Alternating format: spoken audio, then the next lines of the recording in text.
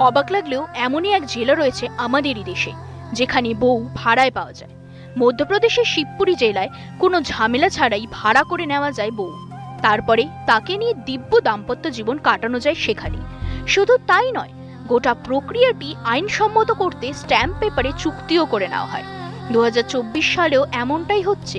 নারী স্বাধীনতা, নারী ক্ষমতায়ন নিয়ে যখন উত্তাল গোটা দেশ থেকে বিশ্ব, তখন প্রথার নামে এখনো মেয়েদের গরু ছাগলের মতো নিলাম করা হয় ভরা বাজারে। আর এই ঘৃণ্য অথচ সুপরিচিত রেওয়াজ ধাদিচা প্রথা নামে পরিচিত। অবশ্য এই নিয়ে কারো কোনো অনুতাপ তো দূরের কথা, তাপ উত্তাপও নেই।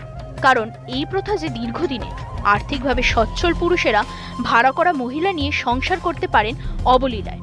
আরো ভালো করে বললে, ভাড়া করা মহিলা নিয়ে মেটাতে পারে নিজেদের লালসাও। আবার সেখানে যে শুধু